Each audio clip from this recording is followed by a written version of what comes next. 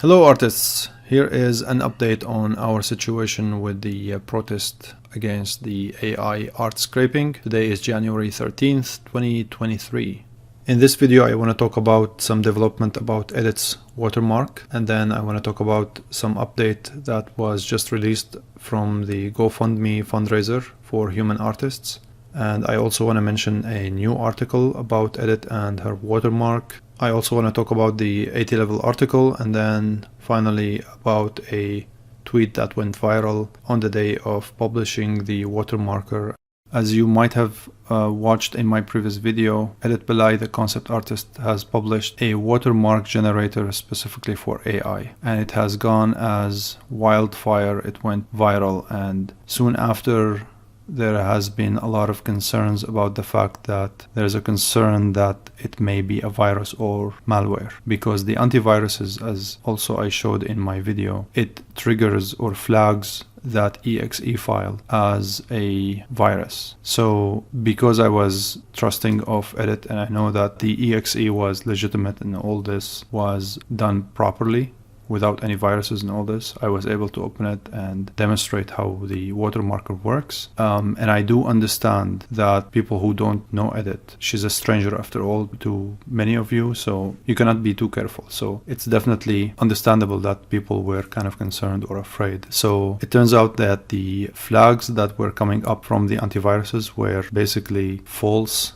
positives. So right until now, you don't want to take my word to the bank, because you want to wait until this has, more clearance or it's proven further. So until then, I just want to mention that a lot of the people were also suspicious because Edit has not published the code.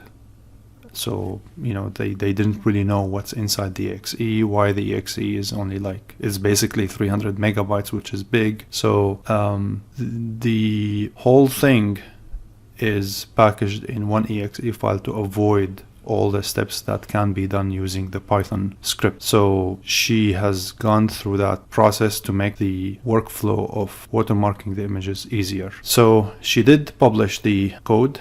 It is on the GitHub link, and I'll share that again on this video. I also shared that link and other links in my previous video. So on the GitHub, you get to see the script if you want to run it through the Python. I believe it's safer. I'm not a scripting or coding savvy, so don't take my word to the bank. Always double check with people you trust. I'm just a stranger for many of you. So they're working on making sure that it's all cleared. Some antiviruses didn't really flag that exe file. So anyhow, you could either go with a script or maybe wait until there is more kind of maybe publishing, or maybe, I don't know exactly how that's going to happen, or if there's going to be clearance that Edit can work on, but who knows? Just give it maybe more time until you feel it's much safer. Who knows, maybe in the future there could be a plugin coming, so that's going to make it a lot safer, right? So you can't be too careful. So I understand if anyone has any concern about the fact that it sort of gets flagged as a virus on your computer. So stay careful, that's good. The next thing I want to mention here is the GoFundMe for the human artists. So they have just released an update. So let me just briefly go through that. So this is the goal here, 270,000, and so far as of now 213,480, around 60,000 more to go, or basically 57,000 to go. So here's an update that they have just released, and in that update there's a lot of information that I'm not really an expert when it comes to the words of law and the specific words and all this. So but what I understood is that they're clarifying why they are under limited liability status instead of being not for profit or something like that. So they're explaining in details, at least for people who understand this whole kind of process or the terminologies and all this.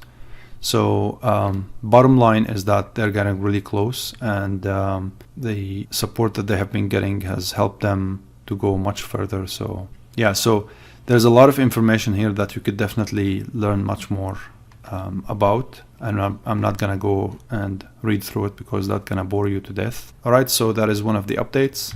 The other one here, there's a new article by Premortem Games, and it's nicely written, and they talk more about edit. And I think this is one of the very important things. She's a very well established artist.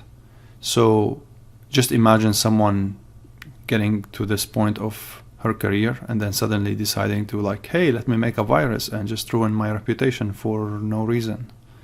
So sure, she could be well intentioned and just make a mistake or whatsoever with that exe file, for instance, just hypothetically, but at least generally speaking, I would be much more trusting of getting a file from her rather than some complete stranger. So if you look at her resume, even if you're a stranger of her, it's a stunning resume.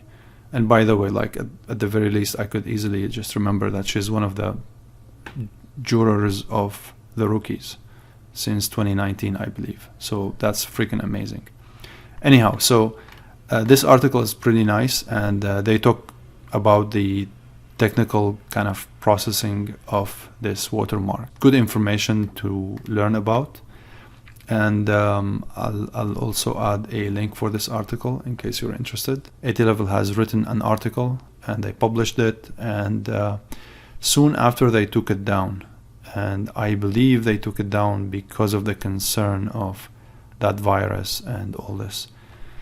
And also for the same reason, there was a viral tweet by an artist that has really good audience on Twitter. The tweet went viral. It was crazy. And then suddenly it just disappeared. So, and then he tweeted later that he deleted it because, not because he is doubting necessarily of edit, but he needed to do more investigation about that problem with the antivirus and the flag that's happening. And I think that was basically a good move, because you want to make sure that you're not misleading people, right? That's why when you're listening to me or anyone on YouTube, you always want to use your judgment. You cannot trust strangers, right? So I think it was a good move from him that he decided, like, hold on, what if I'm misleading people to something that could actually be dangerous? So removing that tweet was basically a good move just until further investigation take place. And I'm guessing as soon as this is all demystified, then things are going to go back to the viral status that this whole thing has started. Anyways, I hope this update was helpful. I will keep you posted with anything that is worth your time. Thanks.